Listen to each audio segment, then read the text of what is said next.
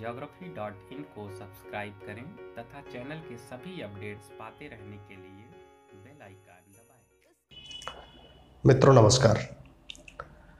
Uttar Pradesh PCS मुख्य परीक्षा 2018 की श्रृंखला में आपका स्वागत है। इसके पहले हम आरओ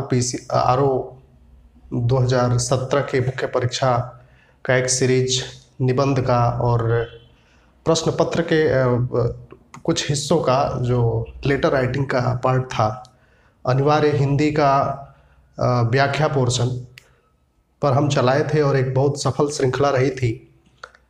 आप सबका बहुत सहयोग मिला और मैं ऐसा उम्मीद करता हूं कि आपको भी इस चैनल से सहयोग प्राप्त हुआ होगा और आप अपनी परीक्षा में बेहतर कर पाए होंगे और आपका सिलेक्शन हो, इसके लिए शुभकामना।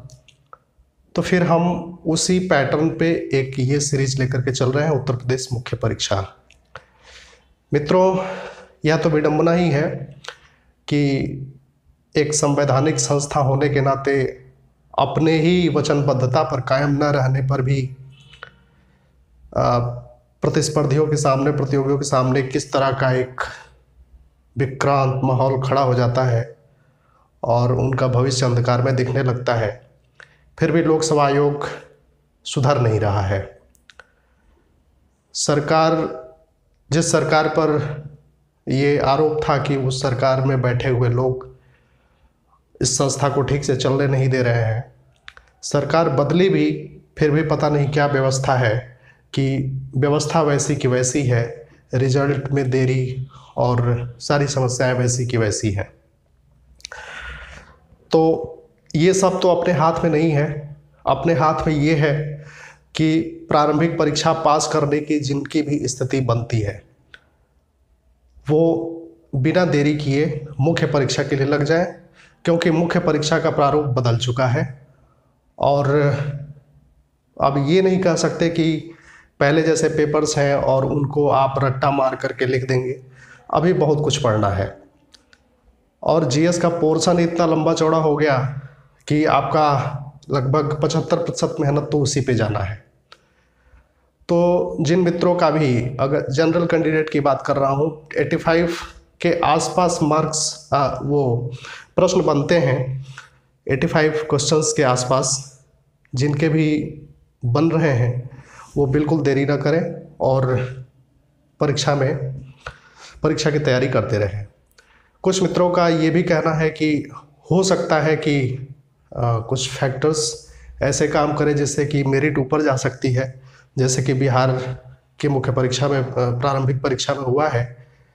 16 दिसंबर 2018 को जो परीक्षा हुई थी, उसका जो परिणाम की संभावना जताई जा रही थी कि लगभग 91-92 नंबर पे हो जाएगा, लेकिन 91-92 नंबर पे नहीं हुआ, 97 चली गई। लेकिन उसमें बात यह है कि उन्होंने 9 प्रश्नों के साथ खेल दिया। यहाँ पे वैसा मामला नहीं है। यहाँ पे पहले ही 4 प्रश्न डिलीट हैं और इसके अलावा सीसैट का पैटर्न है। सीसैट बहुत बड़ा रोल प्ले करेगा। तो ये सब मामले हैं। तो आपको, अगर आप 85 क्वेश्चन, जनरल कैंडिडेट की बात कर रहा हूँ कि 85 क्वेश्चन आपके हो रहे हैं, तो आप तैयारी करें। अगर मान लीजिए कि कुछ इसमें भी दुर्घटना हो गई तो फिर 2019 पीसीएस भी काफ़ी बड़ी मात्रा में आने वाला है, तो उसमें भी आपको सहयोग मिलेगा। तो चलिए फिर परीक्षा की योजना को समझते हैं।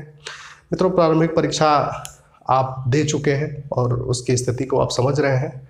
अगर आप इस परीक्षा में एंट्री कर रहे हैं तो आप परीक्षा की योजना को समझिए। पहले 2 विषय होते थे, 2 जीएस का पेपर होता था और अनिवार्य हिंदी जो सामान्य हिंदी प्रारूप की थी, और इसके अलावा निबंध का पेपर एक होता था। अब परीक्षा का प्रारूप बदल चुका है।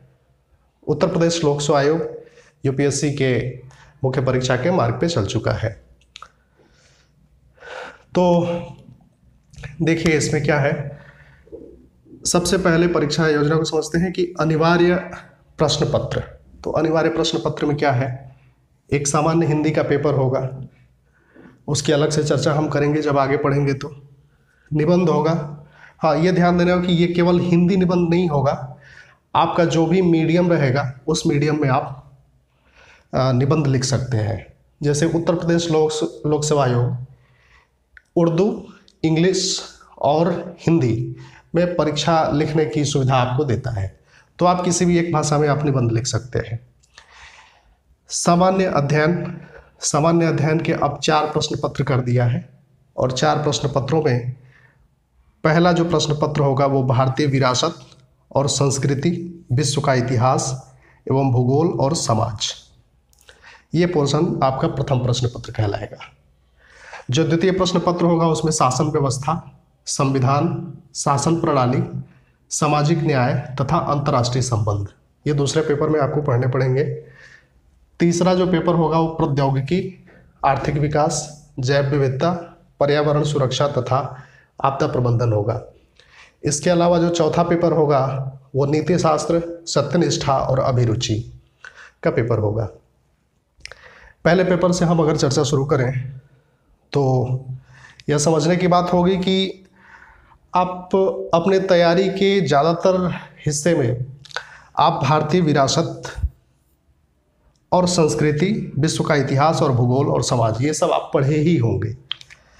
भले बदले अर्थों में, बदले प्रारूप में पढ़े हों, लेकिन पढ़े होंगे। लेकिन आपको इस प्रारूप से अगर आपको परिचित कराने की बात की जाए तो भारतीय विरासत के साथ साथ पूरा एक लंबा चौड़ा है कि उसमें भारतीय विरासत तो आपको पढ़ना ही पढ़ना है। इसके अलावा आपको स्वतंत्रता संग्राम लगभग 1757 लिखा है 18वीं सदी से लेकर के, उसका वर्णन मैं अलग से करूँगा लेकिन ये सब तो रहेगा ही। तो आप इस पे कॉन्फिडेंट रहें, आप कर लेंगे, क्योंकि ज़्यादातर हिस्सा आप इसका पढ़े हुए हैं, अगर आप नए परीक्षार्थी नहीं है तो। दूसरा जो पोर्शन है वो शासन व्यवस्था का है, जिसको गवर्नेंस बोलते हैं। संविधान, शासन प्रणाली, सामाजिक न्याय और अंतर्राष्ट्रीय संबंध। जिन भी मित्रों का पॉलिटिकल साइंस ऑप्शनल रहा होगा, या डिफेंस ऑप्शनल रहा होगा, या लोक प्रशासन ऑप्शनल रहा होगा, तो उसका काफ़ी हिस्सा वो पढ़े होंगे। लेकिन जनरल स्टडी के तौर पे जो तैयारी करने वाले लोग हैं वो सब तो नहीं पढ़े होंगे, लेकिन शासन प्रणाली और संविधान तो पढ़े ही होंगे। तो मैं मान सकता हूँ कि आप इसमें लगभग 30% सिलेबस से आप अगर पॉलिटिकल साइंस, डिफेंस और लोक प्रशासन के स्ट्रीम के आप अगर नहीं रहे हैं तो आप इतना आप जानते होंगे। इसमें बहुत घबराने वाली स्थिति नहीं है, ना इसमें घबराने वाली स्थिति है, ना इसमें स्थिति है। ये जो थोड़ा है वो समवॉट टिपिकल है। कैसे? एक तो प्रौद्योगिकी है, तो जो भी मानविकी बैकग्राउंड के जो लोग हैं उनके लिए थोड़ी समस्या इधर आने वाली है, थोड़ी सी, ज़्यादा नहीं, लेकिन मेहनत से वो भी आप कर ले जाएंगे। आर्थिक विकास, यूपीएससी के प्रश्नों को देखा जाए तो ये 2 पेपर ज़्यादा चैलेंज वहाँ पे देते हैं परीक्षार्थियों के सामने, ज़्यादा बड़ा चैलेंज बन करके यही 2 पेपर आते हैं। तो आर्थिक विकास इस तरह का होगा कि आपको भारत के आर्थिक विकास के इतिहास को ठीक से समझना होगा, और अर्थव्यवस्था में अभी क्या ट्रेंड चल रहा है उसको तो आप जानेंगे ही जानेंगे।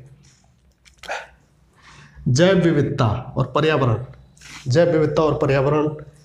भी होगा, डिटेल होगा। हाँ, मतलब आपसे ये अपेक्षा नहीं की जाएगी कि आप उसके सैद्धांतिक पक्ष को जानते हो, लेकिन दुनिया में आजकल जो भी हो रहा है, एक तरह से मैं कहूँ कि पर्यावरणीय मुद्दे, जैव विविधता और पर्यावरण वाले प्रश्न पे पर्यावरणीय मुद्दे और विश्व संघ जो है पर्यावरण के रूप को लेकर के कितना चैतन्य रहा है, और आज तक जो प्रोग्रेस हुआ है वो किस प्रारूप में हुआ है और कहाँ तक हुआ है।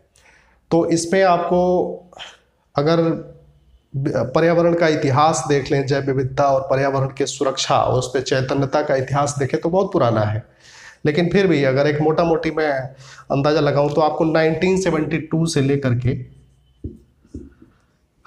और आज तक का एक विकास क्रम हमको लगता है कि वो एक लेक्चर में हो जाएगा, और इसके अलावा पर्यावरणीय मुद्दे भी पढ़ने होंगे। सुरक्षा तथा आपदा प्रबंधन, ये उसी का हिस्सा है। पर्यावरण सुरक्षा एक ही टॉपिक है, तथा आपदा प्रबंधन उसी का एक सब पार्ट आप कह सकते हैं। तो हल्का फुल्का तो आप पढ़े ही होंगे, लेकिन प्रश्नों का उत्तर कैसे दिया जाए इसके लिए थोड़े एक गहन अध्ययन की जरूरत पड़ती है। तो बहुत घबराने की स्थिति इसमें भी नहीं है। आप भी इस पोर्शन से परिचित हैं। और चौथा पेपर है नीति शास्त्र, सत्यनिष्ठा और अभिरुचि, जिसको अंग्रेजी में एथिक्स का पेपर बोलते हैं। ये पेपर जो लोग यूपीएससी के मुख्य परीक्षा दे चुके हैं या यूपीएससी के लिए कोचिंग और उसकी तैयारी पर लगे हुए हैं तो उनके लिए तो परिचित सा है, लेकिन जो लोग उस पेपर में नहीं बैठे हैं या उसकी तैयारी नहीं किए हैं या यूपीएससी के अप्रोच को नहीं समझते हैं या उसकी परीक्षा नहीं दिए हैं तो उनके लिए थोड़ा सा वो नया है। बहुत ज़्यादा नहीं है। जो फिलॉसफी के बैकग्राउंड के हैं उनको थोड़ा सा उसमें लाभ मिल जाएगा, लेकिन मैं समझता हूँ कि 10 से 15% से अधिक लाभ उनको भी नहीं मिलने वाला है, क्योंकि वो बहुत प्रैक्टिकल है। अगर आप एक अच्छा मनुष्य होने का खुद का दावा करते हैं तो मैं दावा करता हूँ कि आप उस पेपर को बहुत अच्छा करेंगे। और अब रही बात तैयारी की कि इस पेपर की तैयारी कैसे की जाएगी। इसके पहले मैं वैकल्पिक प्रश्न पत्र की ओर देखता हूँ। पहले वैकल्पिक प्रश्न पत्र मतलब जो विषयों का लिस्ट होता है उसमें से आपको पहले 2018 के पहले की परीक्षा में 2 विषय चुनना होता था, लेकिन अब कोई एक विषय ही चुनना होगा। तो मेरा सुझाव कि जो लोग 2018 की मुख्य परीक्षा में बैठने जा रहे हैं तो इस सिलेबस के आकार को देखते हुए मैं तो ये कहूँगा कि कोई एक पहला तो शर्त आपका ये होना चाहिए कि एक छोटा कोई भी सब्जेक्ट चुन ले। जैसे उत्तर प्रदेश में सोशल वर्क और वो डिफेंस साइंस का बड़ा रोल रहता है, अंतिम परिणाम में भी अच्छा कर देता है। और स्केलिंग वगैरह का उसका अलग से हम चर्चा करेंगे कि कौन सा विषय चुना जाए कौन सा नहीं चुना जाए। इसके अलावा मतलब मैं यही कहूँगा कि इसके आकार को देखते हुए आप अपना मेहनत इधर थोड़ा सा ऐसी रणनीति बनाए कि इधर आपका मेहनत कम हो जाए, स्ट्रांग होल्ड हो लेकिन मेहनत कम करना पड़े, क्योंकि आपको ज़्यादा मेहनत इधर ही करना पड़ेगा। मैं समझता हूँ 75% मेहनत आपको इन सभी चारों पेपर में करना पड़ेगा। और कुछ मित्रों का ये भी कहना है कि यूपीएससी की तरह प्रश्न आएंगे क्या। तो अगर यूपीएससी की तरह प्रश्न आएंगे तो लोक सेवा आयोग का स्ट्रक्चर देखिए, वहाँ पे ऐसे विशेषज्ञ नहीं होते हैं जो 150 सही प्रश्न बना सके। तो ऐसे प्रश्नों को वो कैसे हल कर पाएंगे, मतलब मॉडल उत्तर तो जारी करना पड़ता है, तो वो कैसे कर पाएंगे, उनके लिए समस्या होगी। तो मुझे लगता है, मेरा अंदाजा है कि प्रश्न सीधे सीधे ही आएंगे। तो अभी इस वीडियो में हम इतना ही समझते हैं। और एक सूचना देना चाहता हूँ कि इसी सीरीज में मैं 124th अमेंडमेंट 124वां संविधान संशोधन विधेयक जो आया था उसमें उस पर एक मैंने लेक्चर दिया था। आप उसको देख लीजिएगा, उसके क्वालिटी को देख लीजिएगा, उसके प्रस्तुतिकरण को देख लीजिएगा। तो मैं उसी स्टैंडर्ड को लेते हुए और उन्हीं सब चीज़ों को लेते हुए आपके सामने मैं क्लास लेकर के हाजिर होऊंगा। और मैं जो है इस पेपर में और इस पेपर पे आपका सहयोग करूंगा। इसके अलावा आपने आरओ 2017 की मुख्य परीक्षा के लिए जो निबंध श्रृंखला चली थी और जो सर चलाए थे श्री चंद्रेश तिवारी सर, तो उनका रहेगा सेकेंड पेपर और फोर्थ पेपर वो कराएंगे, फर्स्ट पेपर और थर्ड पेपर मैं कराऊंगा। ये ज़्यादा इंफॉर्मेशन ओरिएंटेड है और ये दोनों पेपर ज़्यादा विश्लेषण की ओर झुकाव रहता है इनका, तो इसलिए वो ज़्यादा अनुभवी हैं, वो उस पर देखेंगे और मैं इन 2 पेपर पे देखूंगा। तो ये तो देखिए, सच्चाई से दूर नहीं भागना चाहिए। कोई वादा मैं करके जाना नहीं चाहता। मैं ये नहीं कहता कि मैं सारा का सारा सिलेबस कवर करा दूंगा, लेकिन मेरी जहाँ तक कोशिश रहेगी मैं आपको सहयोग करने की कोशिश करूँगा। जिन भी मित्रों को अगर जो दिल्ली में रहते हैं तो दिल्ली वालों के लिए एक सुविधा चंद्रेश तिवारी सर की ओर से है कि वो उनके फ़ोन पे मैं बाद में प्रोवाइड करा दूंगा उनका फ़ोन नंबर। उनके फ़ोन पे आप संपर्क करके और उनसे उनके उनके क्लास का एडमिशन आप ले सकते हैं। जो फीस होगी वो बता देंगे कि क्या फ़ीस है, और हो सकता है कि मुखर्जी नगर की तरफ ही वो क्लास चलेगा।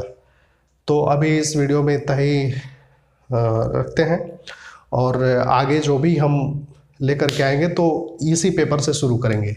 और मेरी कोशिश ये रही कि भारतीय